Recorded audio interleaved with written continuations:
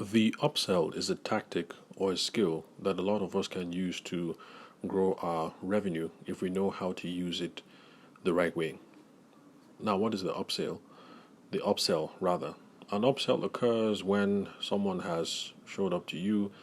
Let's say you are a wedding photographer like I am, and they have purchased wedding photography services, and then you have some other related service which could serve their own ends, their own purposes. And so you just tack it on and make that part of a larger sale.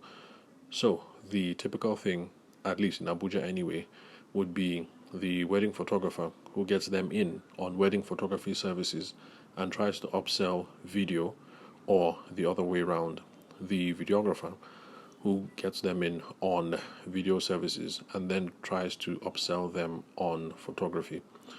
Now, this is something that a lot of us don't do or do incorrectly. Now, the reason why I'm bringing this up is it's related to the incident that I spoke about in the prior episode. That's my encounter with the roadside mechanic, with the panel beater, and how he helped me jumpstart the battery. So he's a panel beater, he does some mechanic work, but panel beating really is what he's known for and what he's good at.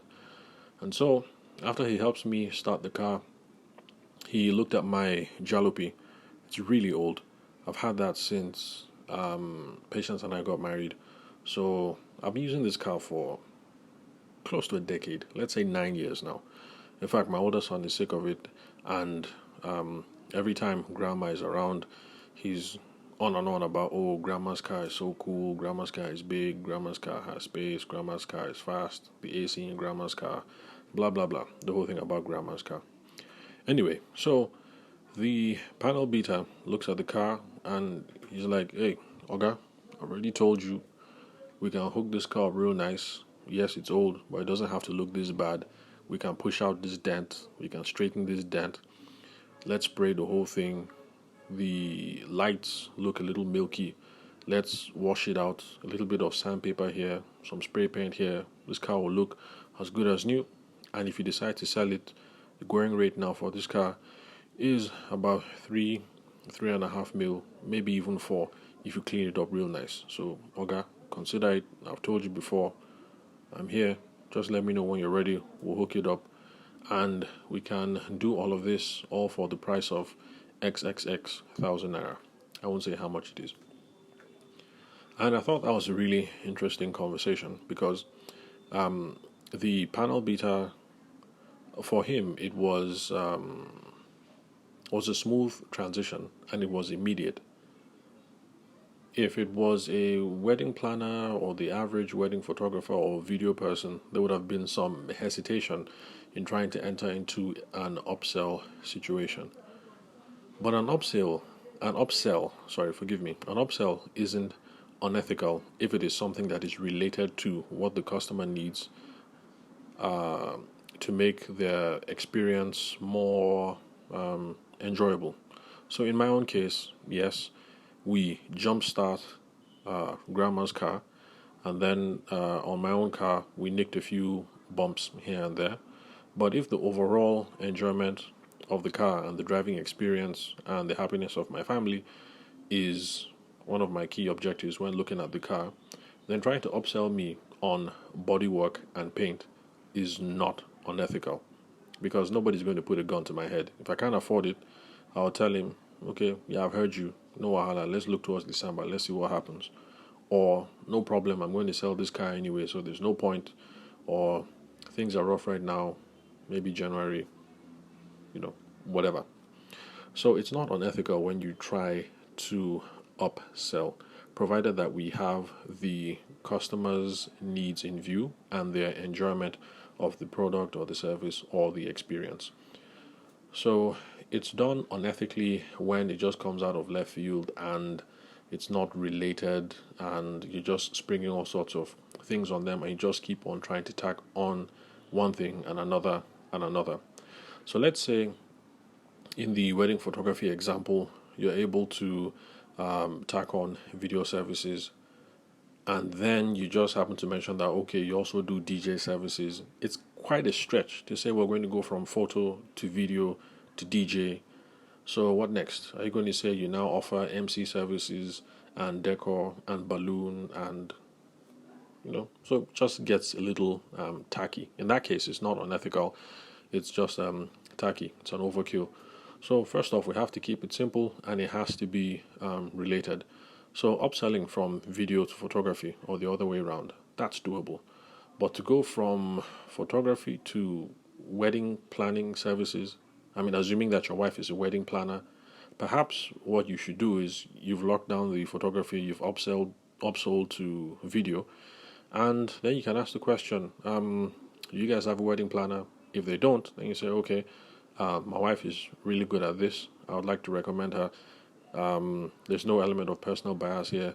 These and these and these are the jobs she's done before. Look at the Instagram handle. If you're interested, hit me up. I'll just shoot you over her number and then you guys can talk. So in that case, it seems to be, it's not an upsell. It's more of a, what's that word? Is that a referral? Okay, let's call that a referral. So in that case, it is a referral.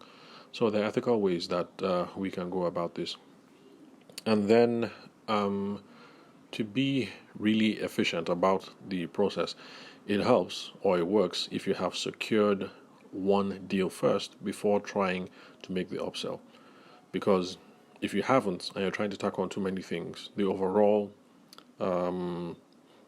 worth of the deal goes up and it looks like it's too much of a financial burden. So let's say you do wedding photography 250 and your video 250. So it helps if you collect the 250 from the photography first, you've gotten a deposit, and then you try to do the upsell on the videography. In that case, it doesn't look like they're haggling for one huge sum of 500k. You might say, what's the difference? But when you're planning a wedding and you're cutting a check, it actually does make a difference what you're presented with first. If it looks like it's a huge bill of 500, or if you're trying to tackle things from the angle of 250 one way and then 250 another way for the separate services. If you don't believe me, if you don't think this thing works or that's the right way to go about it, for those of us who schooled in the United Kingdom, remember our shopping experiences. The upsell would happen typically when we have taken the item and already put in the bag, or when we're at the till. So you could be at the till scanning this, and then the person mentions, oh, by the way, for this particular tie, there's a sale going on. If you take 2 H&M shirts from aisle 6 or whatever, did you know that? Say, oh, I didn't know that. How much is it? It's going, 50% right now. Are you interested in that? Oh, yes, I am. And then they ding that thing under the shelf. Another sales attendant comes to the till, and then they say, hey, Mark, this gentleman is interested in the offer from aisle 6. Can you please go and sort him out? And so initially you came there because you wanted to buy one tie, but now you have gotten 2 shirts, two H&M shirts because there's a deal going on, or whatever it is.